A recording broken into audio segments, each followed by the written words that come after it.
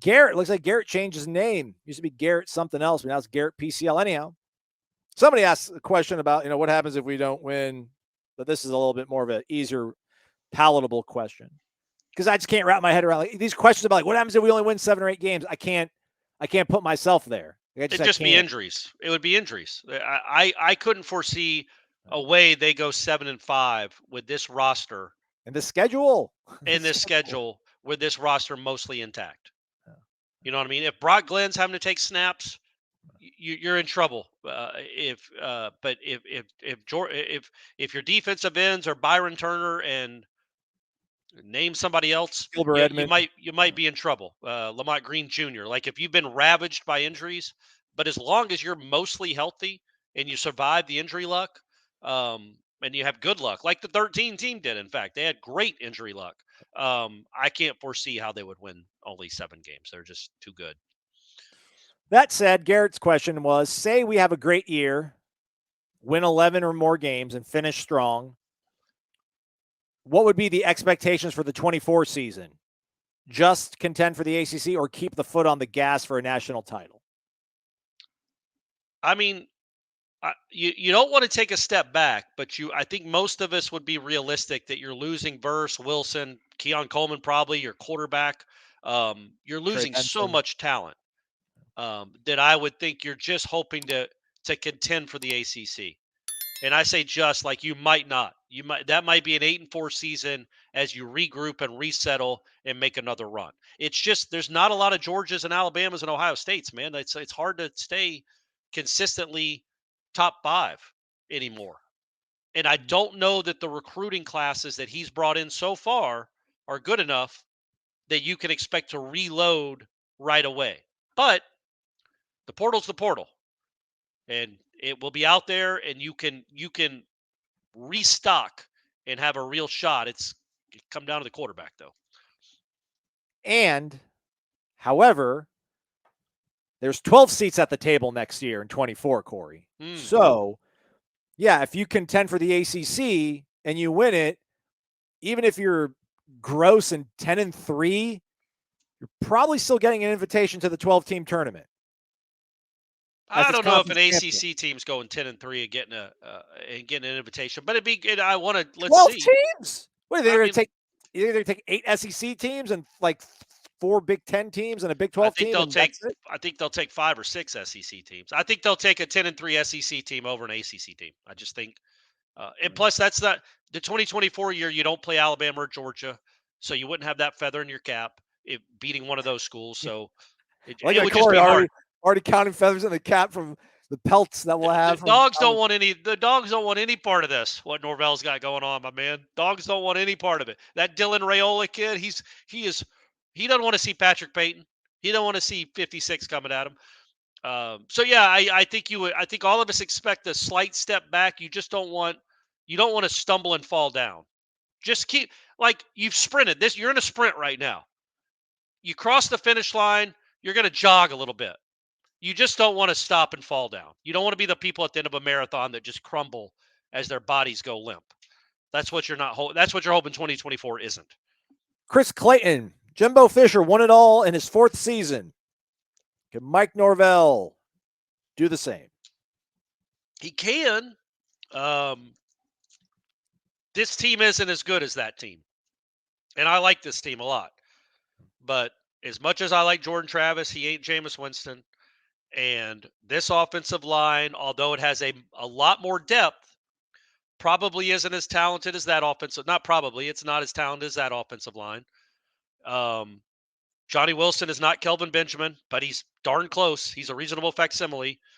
Don't know about Keon Coleman and Rashad Green yet. We'll see. Don't know if Jaheim Bell's Nick O'Leary. We'll see. Don't think Cypress and Green are PJ and Ramsey.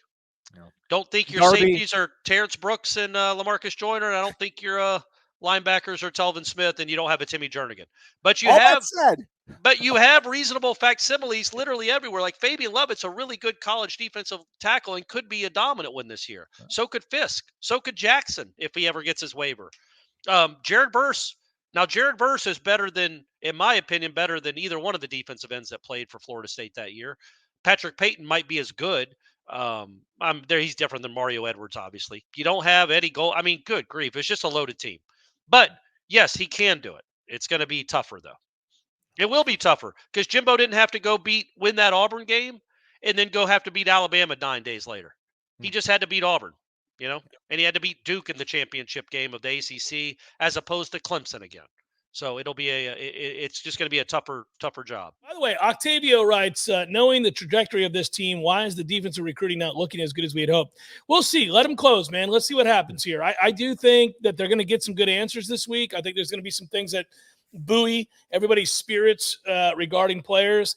I also think that is an area of concern, so I think it's worth keeping an eye on. I think we're now elevating the level of focus and to see where this goes. I mean, we don't know until signing day, and we'll see what happens when signing day actually goes down. Who's what? I mean, you might get a 5-star defensive end in Gainesville, for example, tomorrow, or tonight or something like that. And Ira brought up this point, and I'll bring it up as well because I was thinking exact same thing. Let them go 5-7, and let's see if they hold on to that 5-star defensive end. That's kind of in general, like go out and have another great season. Let's remember this. There's two things, in my opinion, Ira, you might disagree with me. There's two things at play here with the defensive recruiting. But the first is the most important. They've only had one good season. One good season. Now, there are a lot of reasons for that and everything else, and we've debated that in the past. But they've only had one good year, and it was last year. They won 10 games. If you go 11-1 this year and win the ACC, I have a feeling you might be more persuasive on the recruiting trail, period. Might be more persuasive on the recruiting trail. They've got to back up a good season last year with a great season this year. The other thing about that is Mike does really value, in my opinion, good hands-on teaching coaches. Now, figuring out that balance, figuring out, do I go elite recruiter here, great teacher there? How do I set up my coaching staff? And guys sometimes have to learn on the fly about that when you're playing big-time college football. It's malleable. There are a lot of things that go with that. I guarantee you this. It's a make-or-break year for this defensive staff. They've got to perform. I think there are 3 or 4 coaches, Ira, that if they don't perform well this year and this team is troubled by the defensive play, there's no guarantee that's the case. They could be great. But if they are, I think he'll make changes. Well, I mean, I think, there's 2 separate issues there. As far as the defensive staff, I mean, they obviously made major improvement last year from the year before, and now they've got even better players to play with. So you expect them to perform better. If they don't, if the defense takes a step back, that would be concerning. And then Mike Norvell would have to figure out what he wants to do. But as far as recruiting goes, I mean, I think there's a couple of defensive guys that they're in on that they're very expected to possibly get or probably get. Charles Lester is a 5-star cornerback. If they get him, he's originally at Sarasota. He's at Venice High now. Took his official visit last weekend. That's a big time get. If they land Charles Lester, that's a huge get. And it's the kind of thing that other guys notice. Now, you like him to jump on board. And, he's said he wants to commit early. The question is how early, how quickly is he going to decide? But that's a guy that you have some bell cows on the offensive side. You've got Luke Kromenhoek, the quarterback, who just keeps getting more and more acclaim as a recruiter and as a prospect, which only helps in recruiting. Cam Davis, the running backs, one of the best running backs in the country. So you've got some of those guys on the offensive side, and they've got, I think, 4 wide receiver commits. Once you get 1 or 2 defensive guys, I think that can kind of carry the day as well. But like you said, at the end of the day, it's going to be what they do this season. What we've seen over the last few months is they're now in the mix with some of the top players in the country on both sides of the ball. If you go out there and beat LSU, if you go out there and go beat LSU and Clemson in the first month of the season, there's not going to be a whole lot of schools hotter than Florida State. And so, man, that'll take care of itself. I don't think it's, and again, I know a lot of people want to point to whatever position coach doesn't have a lot of commitments at the time. All I'll tell you is, at the end of the day, Mike Norvell is the recruiting coordinator. I mean, he doesn't have that title. David Johnson, Coach Yak, has the title of recruiting coordinator. But Mike Norvell, just like Jimbo Fisher, I remember Jimbo Fisher's first press conference, he said, I'm the player personnel director.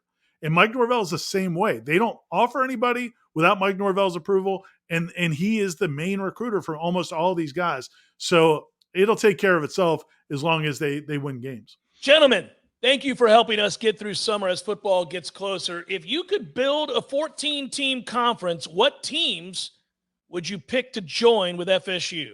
Any 14. So 14, FSU's one. So 13 teams, gentlemen. Who do you want in the conference? Any teams? Like we're not caring about geography? We don't. Well, I mean, he didn't Yes. say. Yeah, we do. Who said that? We do care about geography. All right. No, A but lot. he's any team. So listen, I think we got to define our terms here. Is this a conference that we're trying to make viable for a television network so that we can make a ton of money? Is this a conference that we're trying to put together that is in the footprint of a hotbed of college football, meaning the South? Is this a dream scenario where we pick 13 teams we just really like? I think where Corey's leaning is geographically makes sense. The best 13 other teams would put Florida State. We have obviously to be, with the three of us are the commissioners of this conference. Okay, we're bringing Florida and Miami, right? No, we're not Florida. bringing Florida and Miami. We'll bring Miami. I would bring Florida. We don't need Miami. All right. I concur with Corey. Miami doesn't bring anything to the table. Nope. I would like to see that rivalry continue, but alas, things change. You know what? Army-Navy was a great rivalry, and I guess it still is the pageantry, but they used to play for championships. You don't want to go that route. Pick some other rivalry, my friend. I don't know why Army-Navy came to mind. How about Florida, Harvard, Georgia? Yale? You're bringing Florida? You're bringing Georgia? Yes. Are you bringing Clemson? Yes. Yes. Alabama and Auburn? Yeah. Yes. Do we want both of them? Yep. LSU. I also want LSU. I also want Texas and Oklahoma. LSU, Texas, and Oklahoma. Were you good with Texas and Oklahoma, Corey? Yep. I'm good with those. Yep. What about Tennessee? Do we want the Vols? No. No, we don't. I don't think we need them. No, we don't. We don't need Tennessee. Great fan base. Don't care about them. And then let's finish it up with I would say 5 more spots. We got 5 more spots. Pitt, Boston College, Syracuse. Hell no. Hell no. Okay, 5 more spots. spots. Swafford. Sorry, Swafford. Yeah, 5 more. 5 more spots. We'll have another division. Michigan, Ohio State, Penn State. Penn State. Now we need 2 more, boys. We don't want that Northeast corridor where you get Boston. You get that Boston TV market. You get that Pittsburgh the New York TV market that loves college football so much. I would say Michigan State. No, get them out of here. Iowa. No. Nebraska.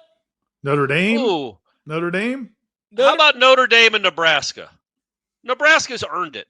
And I don't need USC. They can stay on the West Coast. Yeah, no, we're not going West Coast. Yeah. Okay, Notre Dame and Nebraska, either Nebraska or Iowa, either one. We don't want Iowa. I don't want anywhere near Iowa. Better fans, better stadium, better program. Yep.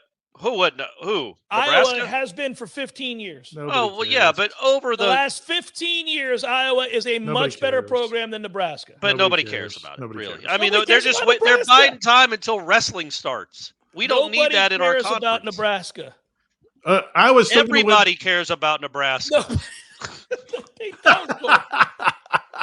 You guys, I'll raise you an eyeglass. You're ridiculous. We're having our glasses off right here.